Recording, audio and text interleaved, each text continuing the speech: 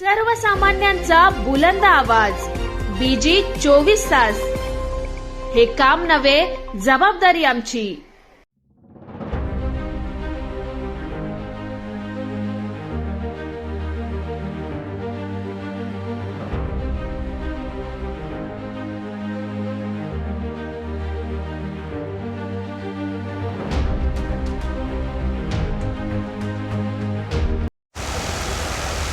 मराठा समाजाला आरक्षण मिळवण्याकरता महाराष्ट्रातल्या अनेक मान्यवरांनी प्रयत्न केले. माथाडी कामगार नेते स्वर्गीय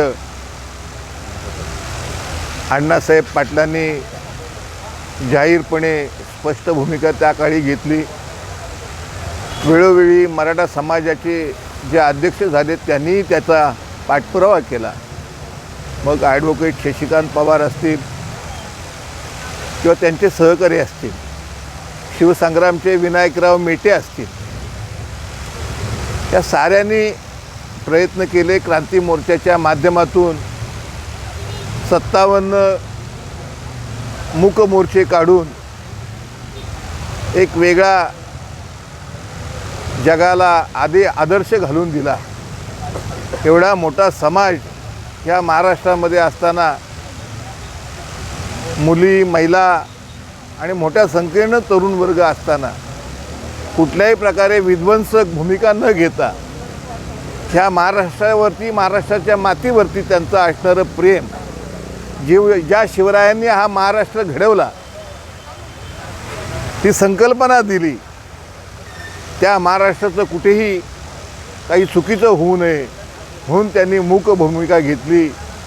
ते काही करू शकत नव्हते म्हणून नाही, तर महाराष्ट्र आपला आहे या भूमिकेतून ते मोर्चे काढले. वेगवेगळ्या भूमिका त्यावेळेस स्पष्ट झाल्या.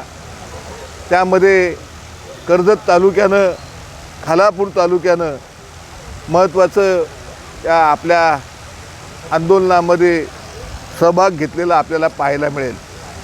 मग शिवाजी पार्कवर झालेला मेळावा असेल किंवा अलिबागपासून नवी मुंबईपर्यंत निघालेले मोर्चे असतील, या साऱ्यामध्ये आपल्या सकल मराठा समाजानं मनापासूनचं योगदान दिलेलं आहे. आणि हे सारं अनेक वर्षे करत असताना आज मात्र मराठा समाजातली मुलं धड शिक्षणही घेऊ शकत नाही. महागडं झालेलं शिक्षण असेल, आरक्षणामुळे त्यांना संधी मिळत नाही, या साऱ्या बाबीमुळे समाजातला तरुण वर्ग नैराश्यामध्ये गेलेला आहे. आणि अशा परिस्थितीमध्ये समाजाला जर का योग्य दिशा द्यायची असेल तर आरक्षण हे खूप गरजेचं आहे. हे आपापल्या परीनं सारे लोक प्रयत्न करत असताना जरांगे पाटलांनी घेतलेली भूमिका, त्यानं सुरू केलेलं उपोषण, त्या माध्यमातून साऱ्या मराठी माणसांचं, मराठा समाजाचं त्यांच्या पाठीशी राहण्याचं धोरण आपल्याला पाहायला मिळालं. 17 दिवसाचं यशस्वी असं प्राणांतिक उपोषण त्यांनी केलं. आणि स्वतः मुख्यमंत्र्यांनी त्या ठिकाणी येऊन जरांगे पाटलांना सांगितलं की आम्ही तुमच्या मताशी सहमत आहोत, आम्हाला थोडा वेळ द्या. मुख्यमंत्र्यांनी 30 दिवस मागितले. जरांगे पाटलांनी कुठल्याही प्रकारची दुराग्रही भूमिका न घेता आणखीन 10 दिवस तुम्ही घ्या, पण टिकणारं आरक्षण द्या, अशा प्रकारचं ते त्यांचं त्यावेळचं उपोषण सोडलं गेलं. 40 दिवस झाल्यानंतर, 17 दिवसाच्या उपोषण सोडल्यानंतर ते महाराष्ट्राच्या, मराठवाडा असेल, पश्चिम महाराष्ट्र असेल, या ठिकाणी त्यांनी लाखोंच्या सभा घेतल्या. त्यांच्या सभांना कुठल्याही प्रकारचा राजाश्रय नाही. वेगवेगळ्या सभा घेत असताना, राजकीय पक्षांना सभा घेत असताना गाड्या, बस पाठवावे लागतात, वेगवेगळ्या प्रकारची त्यांची व्यवस्था करावी लागते.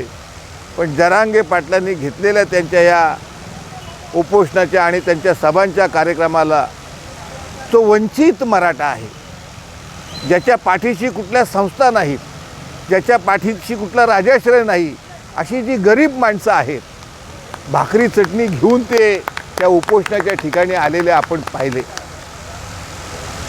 170 एकर जागा अपुरी पडली. 20-20 किलोमीटर गाड्या लांब ठेवून लोक चालत त्या ठिकाणी गेले. मैदान पूर्णपणे भरलेलं होतं. तेवढीच माणसं रस्त्यावरती होती, तेवढीच माणसं बाहेर होती. इतका प्रचंड करोडोचा जनसमुदाय त्या ठिकाणी आला.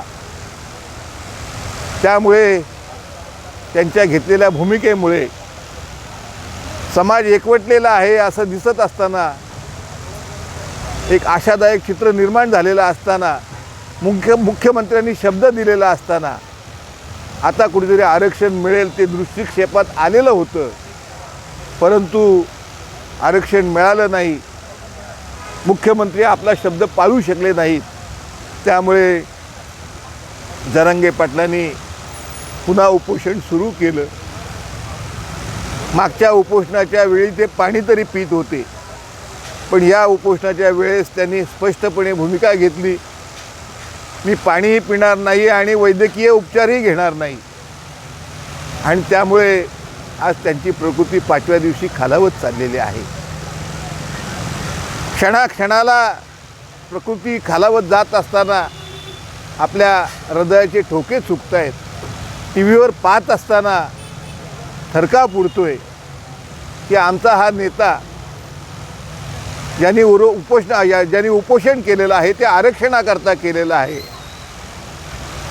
सरकारला बुद्धी परमेश्वरानं देवो की ते आरक्षणाचं कागद, ते आरक्षण तुम्ही जरांगे पाटलांच्या हातात देऊन त्यांना तुम्ही उपोषण सोडावं अशी विनंती करावी. अशा प्रकारचं काम सरकारकडनं अपेक्षित आहे. BG 24 तास रायगड कर्जतहून संपादक बाळू गुरव.